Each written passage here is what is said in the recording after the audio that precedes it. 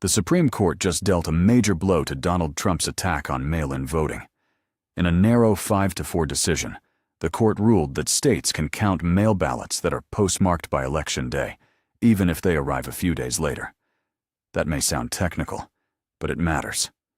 Trump and his allies have been pushing the argument that Election Day means every ballot must be physically received by election officials before the polls close. Not cast by Election Day, not postmarked by Election Day. Received by Election Day, and thankfully, 5 justices rejected that argument. Justice Amy Coney Barrett wrote the majority opinion, joined by Chief Justice John Roberts and the 3 liberal justices. The court made the basic point that voting is about when the voter makes their choice. If a ballot is legally cast by Election Day, a state can decide to count it when it arrives afterward, as long as state law allows that. That is the correct decision. But 4 conservative justices sided with Trump's ridiculous Election Day theory, the idea that a perfectly valid ballot should be thrown out just because the Postal Service delivers it a few days late. Think about how absurd that is. A voter follows the rules. They fill out their ballot. They mail it on time. It is postmarked by Election Day.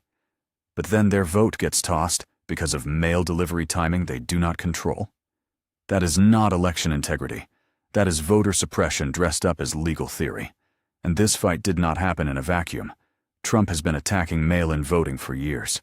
This all flows from his deranged and false claims about the 2020 election. Claims that were rejected again and again in court, rejected by election officials, and even rejected by members of his own administration. But instead of accepting reality, Trump has kept looking for new ways to undermine the voting system. And now, he is trying to do it through the post office. His latest scheme is outrageous. The Trump administration wants to use the U.S. Postal Service as a kind of gatekeeper for mail ballots. Under this plan, states would have to turn over voter lists, and USPS would be positioned to decide which ballots get delivered and returned. Let that sink in. The post office would not just deliver the mail, it would become part of a federal voting screening system. That is a massive red flag. Election administration has historically been handled by states and local officials. Congress has power to regulate federal elections.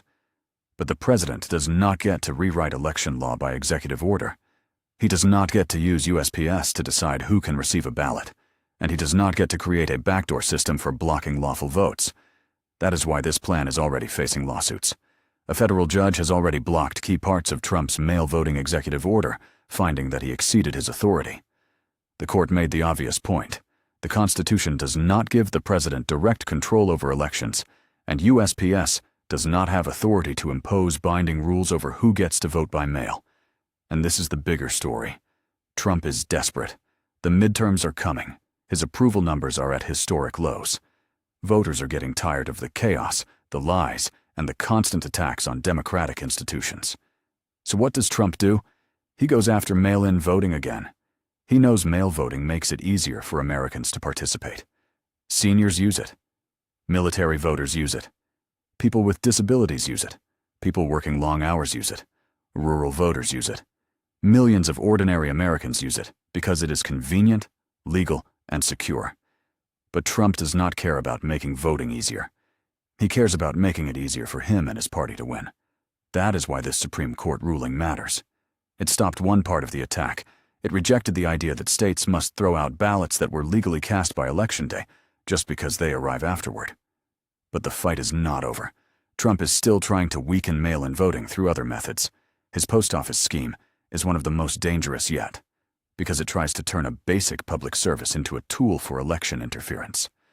Thankfully, the courts have already started pushing back, and hopefully, they will continue to stop this absurd and unconstitutional attempt to manipulate the voting system before the midterms. Because the right to vote should not depend on Donald Trump's conspiracy theories. And it should never depend on whether the post office is being used as a political weapon. If you like the content of this video, please like and subscribe, and please share your comments on the Supreme Court decision below.